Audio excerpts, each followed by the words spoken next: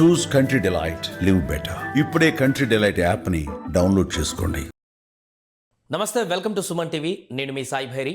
2026 జనవరి 1 కొత్త సంవత్సరంలోకి అడుగు పెట్టేశాం. అయితే కొత్త సంవత్సరంలోకి అడుగు పెట్టిన తర్వాత కొత్త సంవత్సరంలో మారినటువంటి పరిస్థితులకు అనుగుణంగా వచ్చినటువంటి అప్డేట్స్కి అనుగుణంగా మనం కూడా మారకపోతే ఇబ్బందులు ఎదురుతాయి. ముఖ్యంగా బ్యాంకింగ్లో ప్రతి ఒక్కరికి బ్యాంక్ అకౌంట్ ఉంటుంది. ఫస్ట్ నుంచి చాలా మార్పులు జరిగాయి బ్యాంకింగ్లో. సో మరి ఈ 2026 జనవరి 1 నుంచి బ్యాంకింగ్లో ఎలాంటి మార్పులు జరిగాయి, బ్యాంక్ అకౌంట్ ఉన్నవారు ఎలాంటి ఈ యొక్క మార్పులు చేసుకోవాల్సి ఉంది, దీనికి సంబంధించి పూర్తిగా మనం మాట్లాడదాం. మనతో పాటు బ్యాంకింగ్ ఎక్స్పర్ట్ రాంబాబు గారు జూమ్లో సిద్ధంగా ఉన్నారు. సార్ నమస్తే. సార్ నమస్కారం. సార్, జనవరి 1 నుంచి 2026 నుంచి చాలా మార్పులు జరిగాయి. డిసెంబర్ 31 లోపే ఇదంతా చేసుకోవాలని నిన్న మొన్నటి దాకా కొన్ని వార్తలు రావడం జరిగింది. సార్, జనవరి 1 నుంచి అసలు ఎలాంటి మార్పులు జరిగాయి, బ్యాంక్ అకౌంట్ ఉన్న ప్రతి ఒక్కరు కూడా తెలుసుకోవాల్సినటువంటి ప్రధాన అంశాలు ఏంటి? ముఖ్యంగా బ్యాంక్ అకౌంట్స్ లో వచ్చేటటువంటిది రిజర్వ్ బ్యాంక్ ఆఫ్ ఇండియా ఇచ్చినటువంటి గైడ్ లైన్స్ ఆధారంగా మనం చూస్తే కేవైసీ నామ్స్ అనేటటువంటిది ప్రధానమైనటువంటి నామ్స్. అవన్నీ కూడా అంటే నో యువర్ కస్టమర్, కేవైసీ అంటే full form know your customer అనేటటువంటిది, దానికి కొన్ని నిబంధనలు ఏర్పాటు చేసినారు. సో దాని ప్రకారం ఇది నిరంతరాయంగా జరిగేటటువంటి ఒక ప్రక్రియ మాత్రమే. ఎవరెవరికైతే బ్యాంక్స్ లో అకౌంట్స్ ఉంటాయో వాళ్ళ యొక్క అకౌంట్ని అప్డేట్ చేసుకోవటం, వాళ్ళ యొక్క ఆధార్ వివరాలు కానీ పాన్ వివరాలు కానీ, అదే రకంగా వాళ్ళకు ఉన్నటువంటి అకౌంట్కి ఏదైతే ఉందో ఎస్ఎంఎస్ అలర్ట్లు చేసుకునేటటువంటి మొబైల్ నెంబర్ని చాలా జాగ్రత్తగా చూసుకోవటం, ఇవన్నీ కూడా చాలా ప్రధానమైనటువంటి అంశాలు. ముఖ్యంగా అలర్ట్, ఎస్ఎంఎస్ అలర్ట్, ఎక్కడైతే మనం ఒక ట్రాన్సాక్షన్ మన అకౌంట్లో జరిగిందో ఆ జరిగినటువంటి వెంటనే, జరగడానికి ముందు, జరిగినప్పుడు, జరిగిన తర్వాత కూడా మనకి ఇన్ఫర్మేషన్ బ్యాంక్ నుంచి వచ్చేటటువంటిది ఎస్ఎంఎస్ అలర్ట్. ఆ ఎస్ఎంఎస్ అలర్ట్ మనం రిజిస్టర్డ్ మొబైల్ నెంబర్ ఎక్కడైతే మనం చేసుకుంటామో అకౌంట్తో, ఆ రిజిస్టర్డ్ మొబైల్ నెంబర్ కరెక్ట్ గా ఉందా లేదా అనేటటువంటిది ఒక హోమ్ బ్రాంచ్ లో నిరంతరాయంగా మనం చెక్ చేసుకోవాలి. జరుగుతున్నటువంటి ఫ్రాడ్స్ ని కనుక మనం చూస్తే ఈ మొబైల్ నెంబర్లకి అలర్ట్లు వెళ్లకుండా వేరొక మొబైల్ నెంబర్ల దానిలో రిజిస్ట్రేషన్ చేస్తూ ఆ రకమైనటువంటి ఫ్రాడ్స్ చేయటం ఈ మధ్య ఈ డిజిటల్ ఫ్రాడ్స్ చేసేటటువంటి విభాగం కనుక్కుంది. అందుకని వాళ్ళు చెప్పేటటువంటి ఒక సూచన ఏమిటంటే, మీరు కనీసం ప్రతి 6 నెలలకో ప్రతి 4 నెలలకో ఒకసారి, లేదా మీరు ఎప్పుడెప్పుడైతే ట్రాన్సాక్షన్స్ చేసినారో ఆ అలర్ట్ మీ మొబైల్కే వస్తున్నాయా, మీ మొబైల్కి రావటం లేదా, ఒక్కొక్కసారి సర్వర్ డౌన్ అయినా, ఒక్కొక్కసారి సిగ్నల్స్ వీక్ అయినా ఆ కన్సర్న్డ్ ఆ మొబైల్ నెంబర్కి అప్పుడప్పుడు రావు ఎస్ఎంఎస్ అలర్ట్. సో రానప్పుడు ఇమీడియట్ గా హోమ్ బ్రాంచ్ కి వెళ్ళి మనం చెక్ చేసుకోవటం అనేటటువంటిది మన అకౌంట్ భద్రత దృష్ట్యా అవి అనివార్యం. జరిగిన తర్వాత, చేతులు కాలిన తర్వాత ఆకులు పట్టుకోవటం కంటే, జరగక ముందే మన అకౌంట్ లో మనం చేసేటటువంటి ట్రాన్సాక్షన్స్ మన నోటీస్ లోకి ఉన్నాయా లేదా. ఎస్ఎంఎస్ అలర్ట్ ముందు ఎట్లా వస్తుంది, ఫలానా చెక్ ప్రెజెంట్ చేయబోతోంది. ఇప్పుడు ఫిజికల్ గా ఏ బ్రాంచ్ లో కూడా ట్రాన్సాక్షన్స్ రూపంలో చెక్కులు కావటం లేదు. చెక్కులు క్లియరెన్స్ కోసం వేరే విభాగాలు ఉన్నాయి. అదే రకంగా ఈ రోజు కనుక మనం ఒక చెక్ కలెక్షన్ కనుక ఇస్తే అది సాయంత్రానికో రేపు పొద్దునకో వచ్చేటటువంటి విధంగా మార్పులు అభివృద్ధి చెందే. అందుకని ఎప్పుడైతే మన అకౌంట్ ద్వారా జరిగేటటువంటి మార్పులు సమాచారాన్ని మన ముందే చేరవేసేటటువంటి బ్యాంకులు ఏవైతే ఉన్నాయో వాటిని మన నిరంతరాయంగా పరీక్షించుకోవటం అనేటటువంటిది మన అకౌంట్ భద్రత దృష్ట్యా అవసరం. అందుకని know your customer, KYC norms ని అప్డేట్ చేసుకోవటం, ఎస్ఎంఎస్ అలర్ట్ల రూపంలో మన అకౌంట్ నెంబర్, మన మొబైల్ నెంబర్ ని సరిగ్గా వస్తుందో లేదా చూసుకోవటం అనేటటువంటిది ఖాతాదారుడి యొక్క ప్రధానమైనటువంటి బాధ్యత. అండ్ ఇంకొకటి సార్, ప్రధానంగా ఒక 20,000 రూపాయలు కూడా యూపీఐ ట్రాన్సాక్షన్ చేస్తే, అంతకు మించి ఎక్కువ చేస్తే ఒక పర్సన్ దాన్ని లెక్క చూపించాల్సిన పరిస్థితి ఏర్పడుతుందని కొన్ని వార్తలు కూడా వస్తున్నాయి. అలాంటి గైడ్ లైన్స్ ఏమన్నా ఉన్నాయా, అంతకుముందు ఉన్నాయా, లేకుంటే ఈ సంవత్సరం ఏమైనా మార్పులు చేర్పులు జరిగాయా ట్రాన్సాక్షన్స్కి సంబంధించి? ఇంతవరకు అటువంటి మార్పులు ఏమి లేవండి. మార్పులు అంతకు మునుపు ఉన్నటువంటిది ఇవాళ వరకు కూడా ఉన్నటువంటిది ఏంటంటే 10 లక్షల రూపాయలు క్యాష్ ట్రాన్సాక్షన్స్. అంటే ఏదైనా ఒక ఖాతాలో సంవత్సరం లోపల 10 లక్షల రూపాయలు పైబడి కనుక క్యాష్ విత్డ్రాల్స్ కనుక చేసే మాట అయితే అది తప్పనిసరిగా ఇన్కమ్ ట్యాక్స్ డిపార్ట్మెంట్ కి దాన్ని బ్యాంకులే చేరవేస్తాయి సమాచారాన్ని. అదే రకంగా ఒక అకౌంట్ లో 2 లక్షల రూపాయలు పైబడి మనం కనుక క్యాష్ కనుక విత్డ్రా చేస్తే దేనికోసం మనం విత్డ్రా చేస్తున్నాం అనేటటువంటిది మనం ప్రధానంగా బ్యాంకు చెప్పాల్సినటువంటి అవసరం.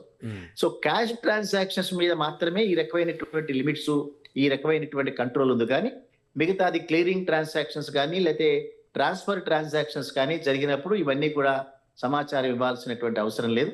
అందుకని 50,000 ఇంకో అనేటటువంటిది 2026 సంవత్సరంలో ఏ రకమైనటువంటి మార్పులు జరగలేదు.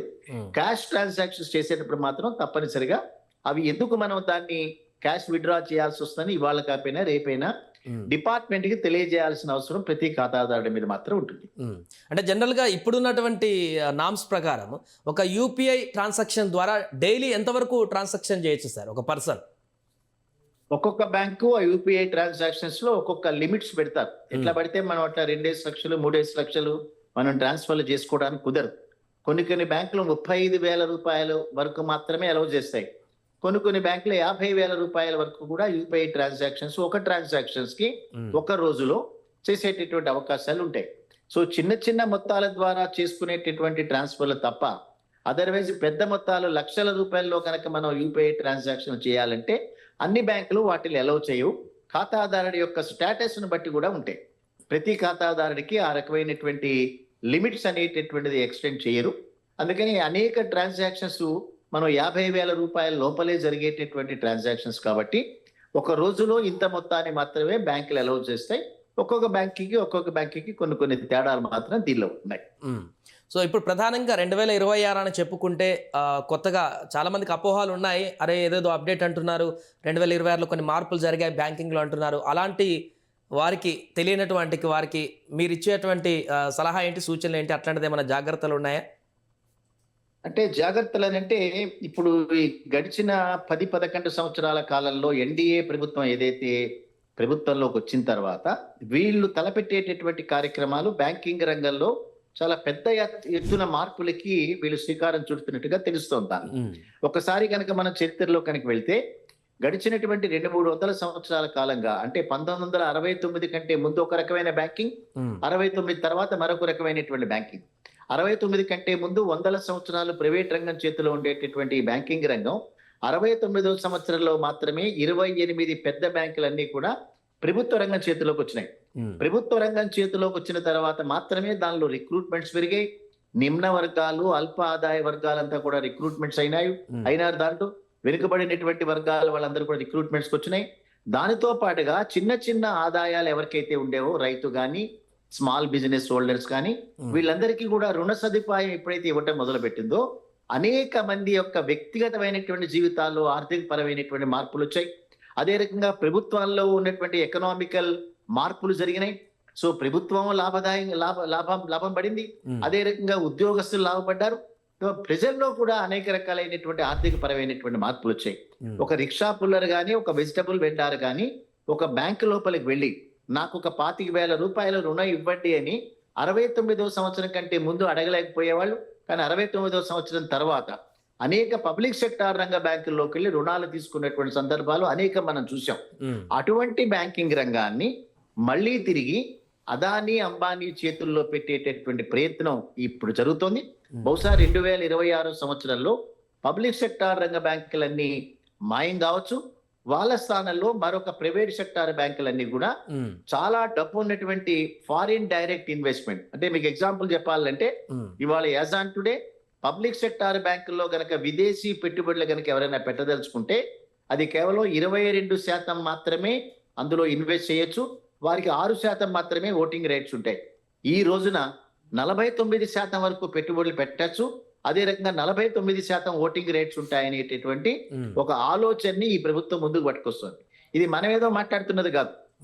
పదే నిర్మలా సీతారామన్ గారు ఆర్థిక మంత్రి హోదాలో రాబోయేటటువంటి రోజుల్లో మొట్టమొదటిగా 28 పబ్లిక్ సెక్టార్ బ్యాంకులు ఉండేవి.